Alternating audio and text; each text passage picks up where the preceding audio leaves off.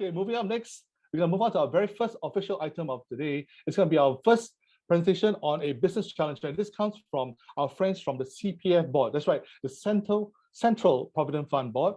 And the business challenge is titled Human-Centric Digital Solution for Effective and Meaningful Communication, right? So this is how the problem statement is. How might we allow CPF members, right, to read, comprehend, and act upon the information in an easy, effective, and empathetic way, right? So basically, looking for a prototype solution designed around the human-centered experience, okay? So it's our pleasure to welcome our speaker from CPF board. She is Ms. Tang Wen-Yi. She's Director of Strategy and Planning at CPF board. And Wen-Yi has assumed a variety of roles, right? From operations to communications to transformation, and even operational tech in CPF board, right? So she currently helps the enterprise level strategy and planning portfolio. And ladies and gentlemen, of course, I don't really need to introduce the CPF board, right? You all know the CPF board enables Singaporeans to have a secure retirement to lifelong income, healthcare financing, and home financing, right? So basically, ladies and gentlemen, to present on CPF board's business challenge, let's welcome Ms. Tang Wen-Yi. Welcome, Wen-Yi. Thanks, Billy. Thanks, Billy, for the introduction. I shall share my screen now. Just let me know if there's any technical issues. I hope you guys are seeing my screen.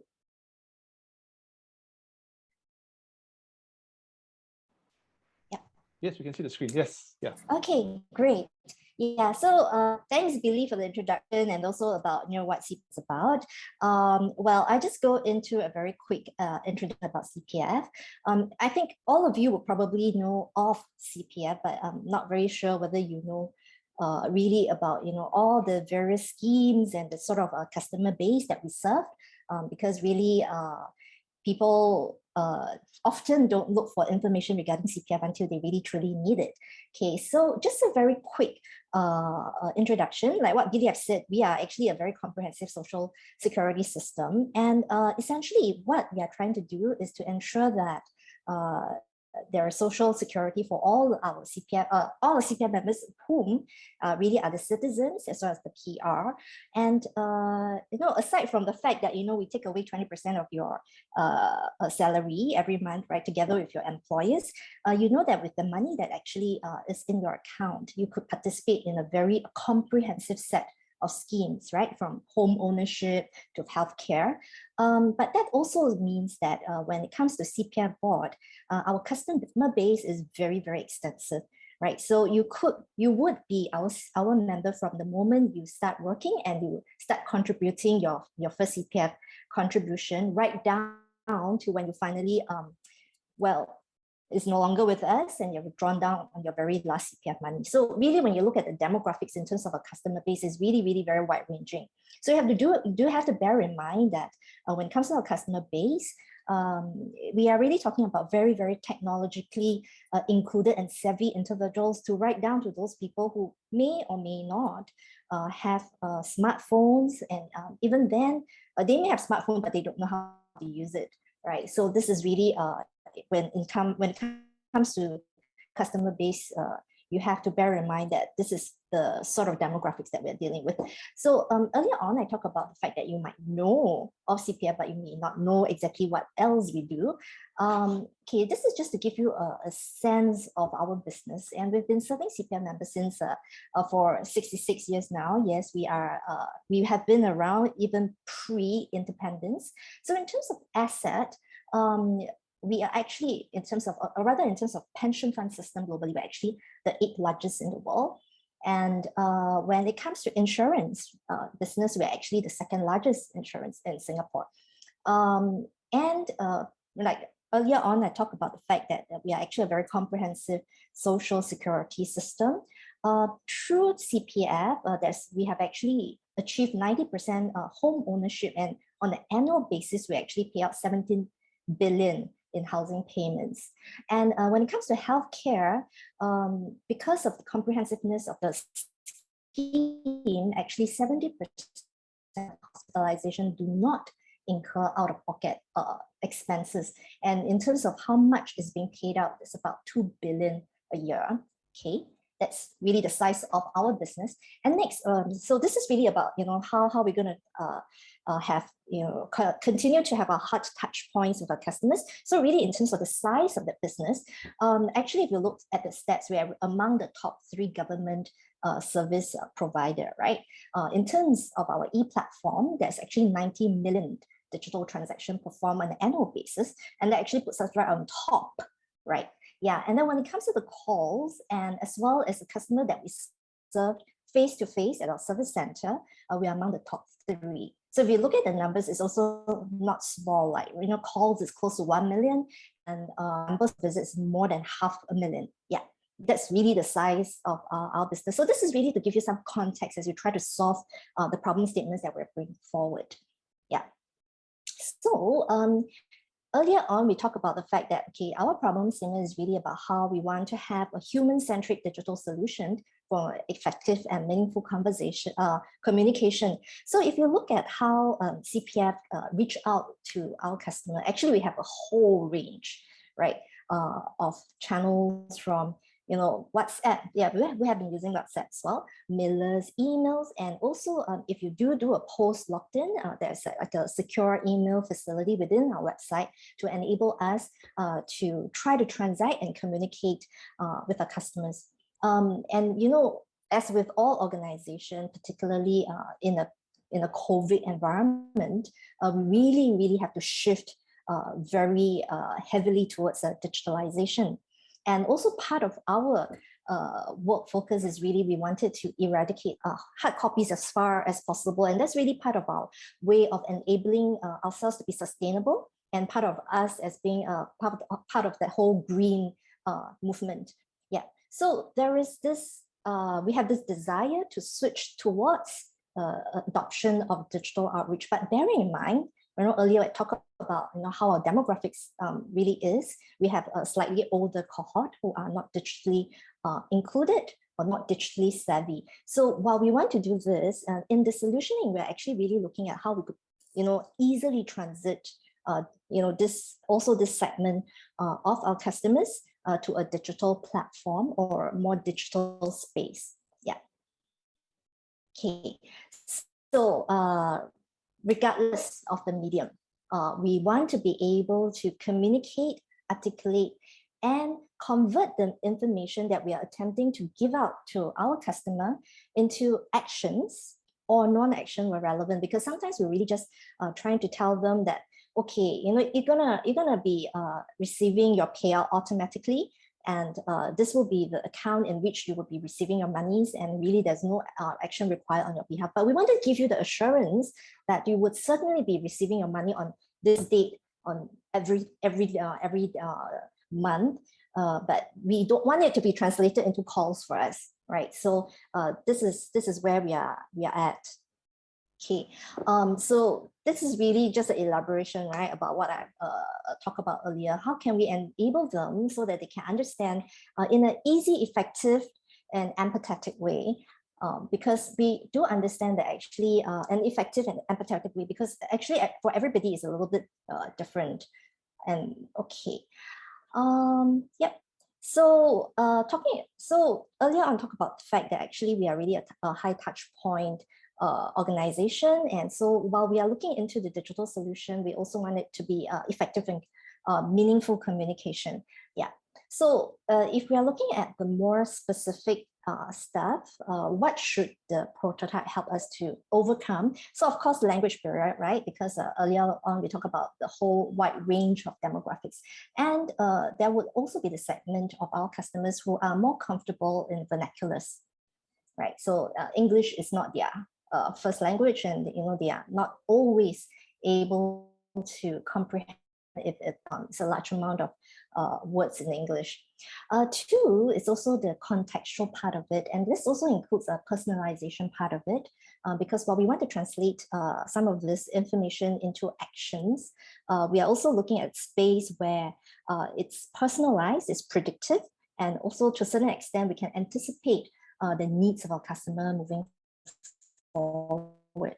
And then finally, there's a technology barrier, which I've already elaborated on quite a lot earlier. Yeah. So in terms of the guidelines, what we're really looking for is a digital experience with some form of human touch. And we're really looking at implementing it in a digital space. Of course, like I said, we still have, like I shared earlier on, we have our service centers. And potentially some of this prototype could potentially be installed at the service center. And this is really to enable us to help, say, some of our customer transit to a self-service platform. Yeah. And of course, certainly because we are CPF, everything has to be secured, right?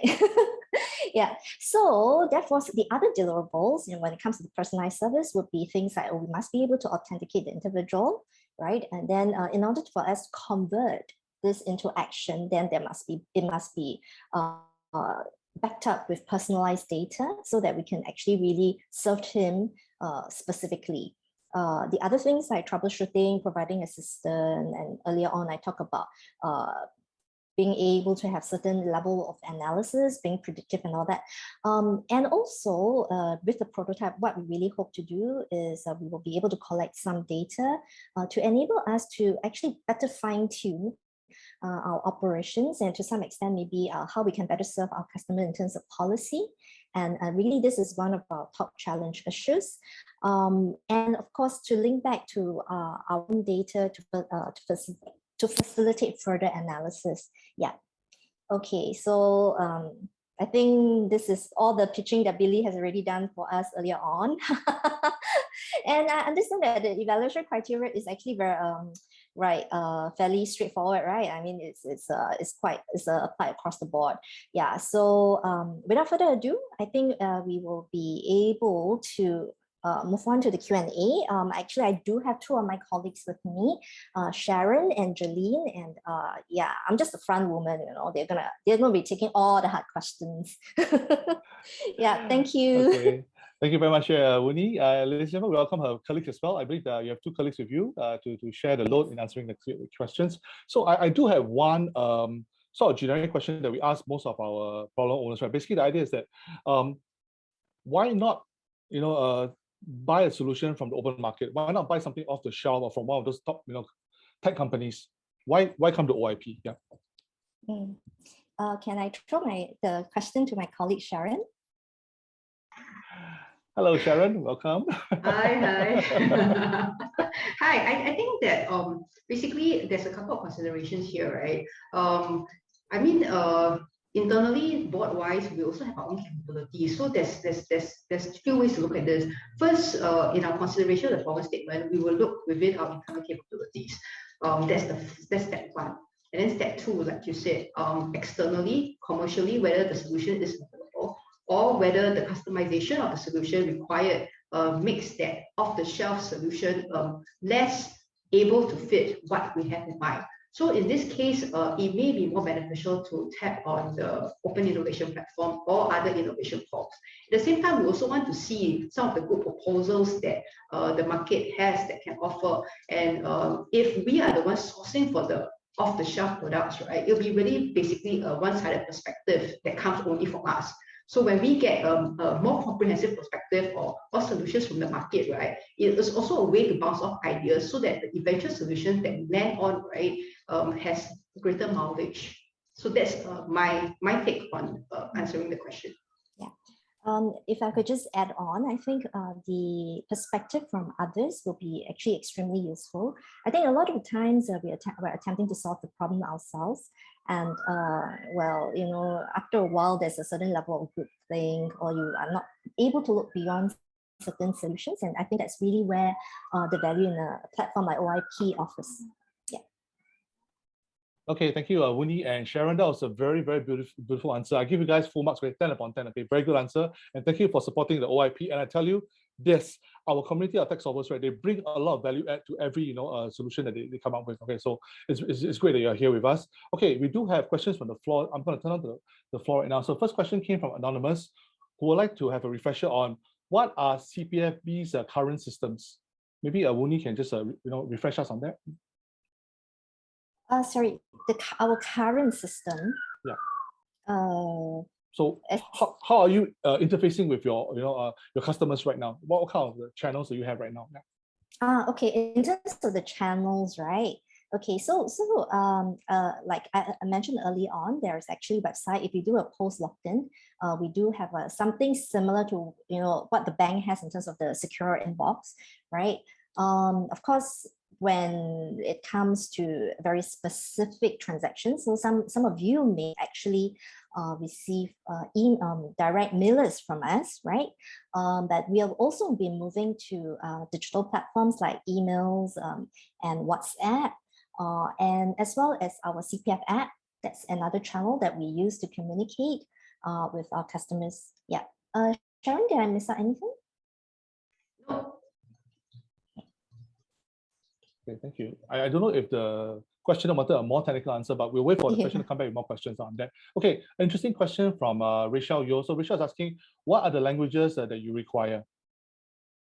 Okay, so I would think that will be the usual vernaculars, right? Our 4 languages, so that will be including Malay, Tamil, and Chinese. Yeah.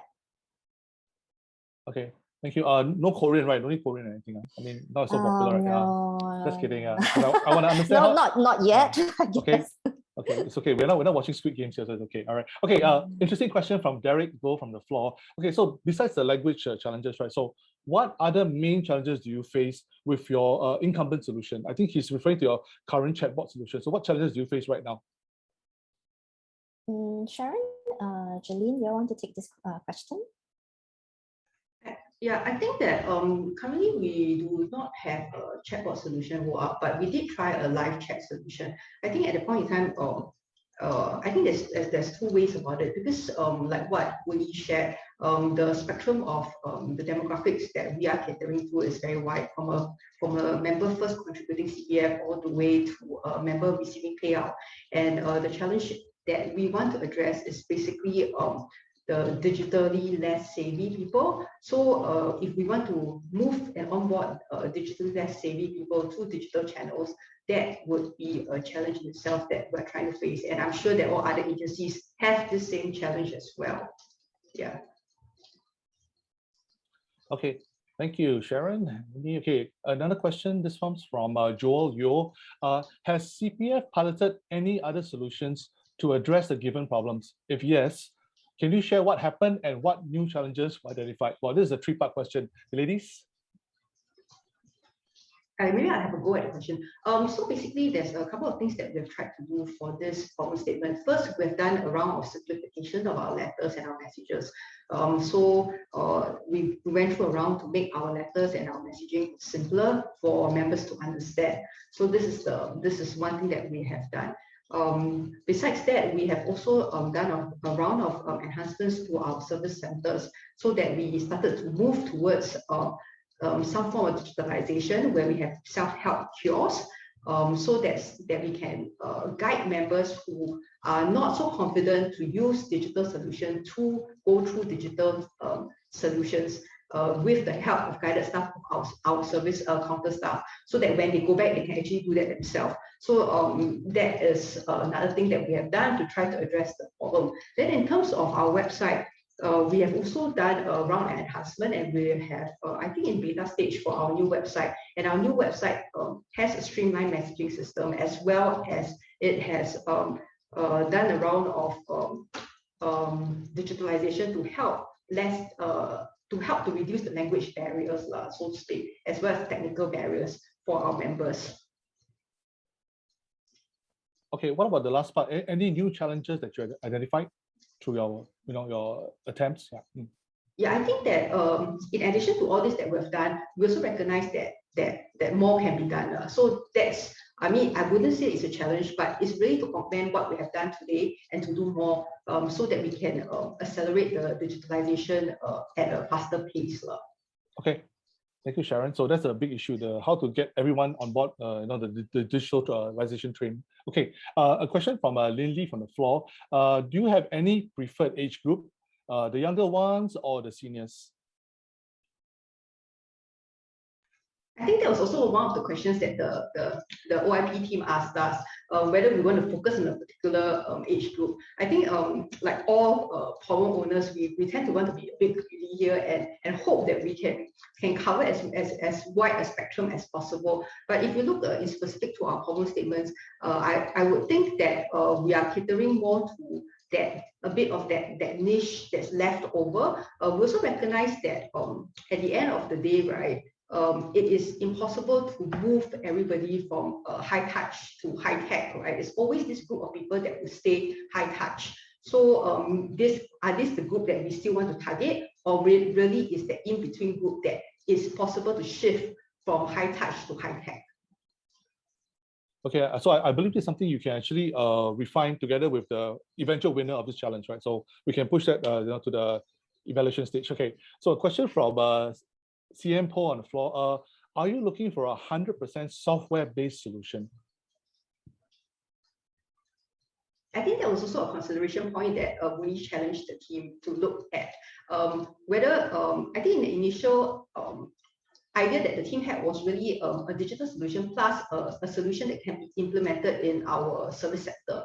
But I think Woon-Yi reminded the team that that as we move towards the new normal, right, when COVID ends and everything, right, are we still going to be so heavily focused on our service center? Because today, right, we are only by appointment only kind of method, and whether when we move to that new normal or the eventual end date of COVID, right, would we still stick to only appointment? And if so, is there a need to also have this physical kind of solution or only digital? So at this point in time, my sense is that we will need something that is more focused on digital, because there will be longer mileage for the digital solution, but there may be a need to have that a bit of hybrid kind of digital physical, where maybe it's a digital solution that can be implemented physically, that allows self-help, so that our service center can onboard the solution for now until the day that maybe we really move to a situation where we don't even need any service center.